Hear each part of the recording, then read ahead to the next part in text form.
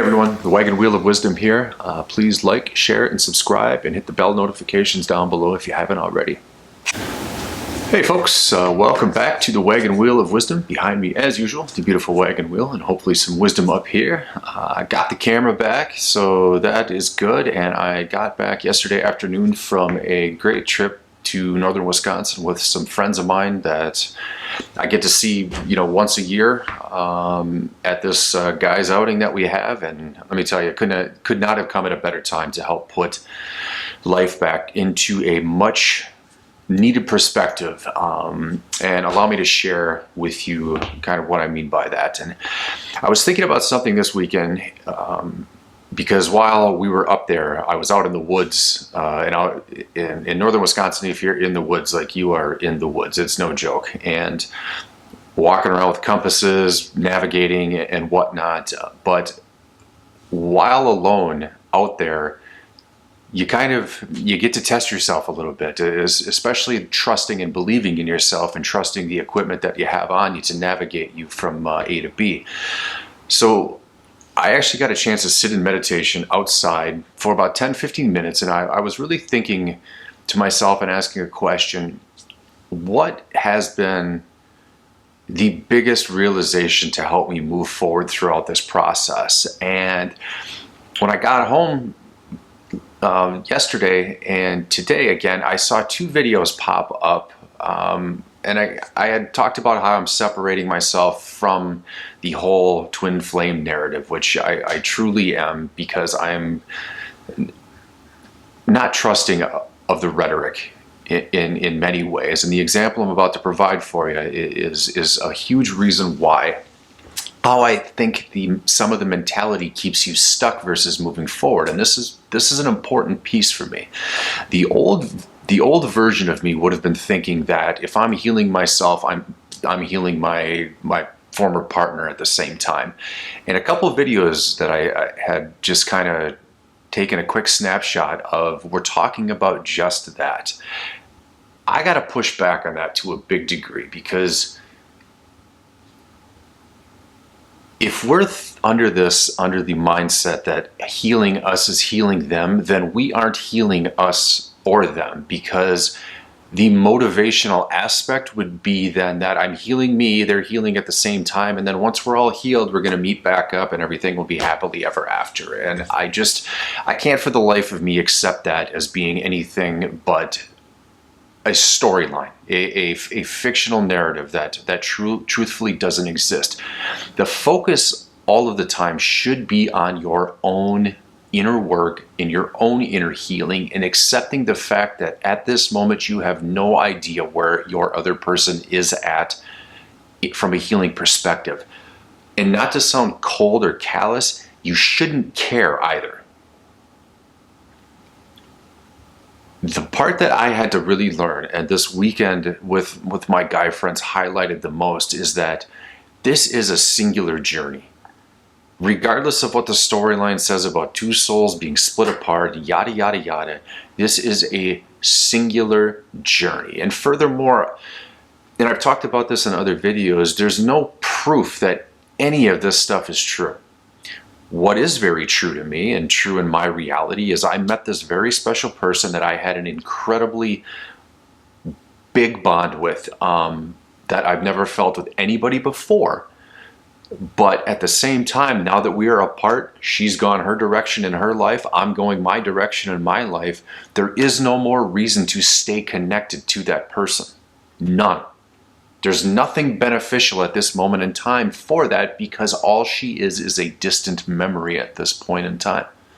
Everything that I'm creating for today, throughout the rest of my life, whatever that may be, whoever I may run into, is for me, is for myself, is for my journey. And what she is doing is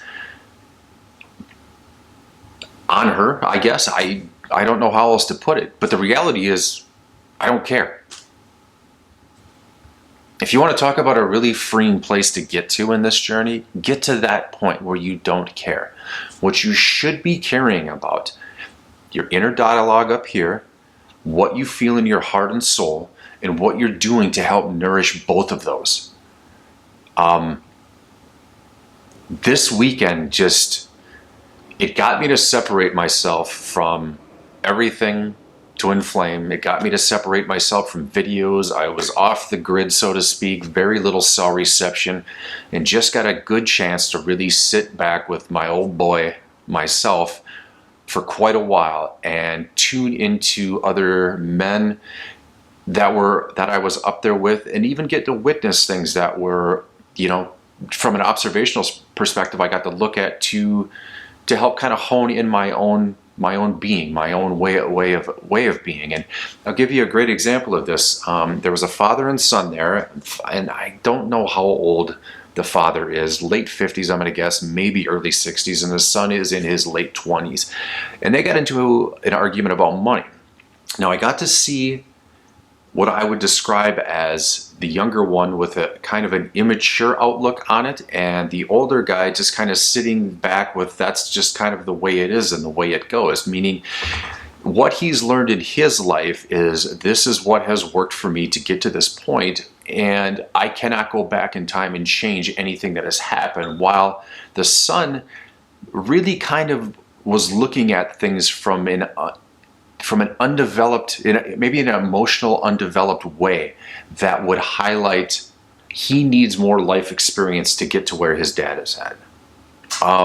It got a little heated. I walked away, went outside, got some fresh air, let them sort it out, because again, it's their thing, it's their journey, it's what they were talking about at the time, so they were doing that. But what it showed me was, I don't need to get hung up on maybe where I was immature in my mind, and think of what, aged Kevin would be down the road if he were to completely change his mindset today and think of it as, this is where we need to get to, instead of this is where I hope I get to.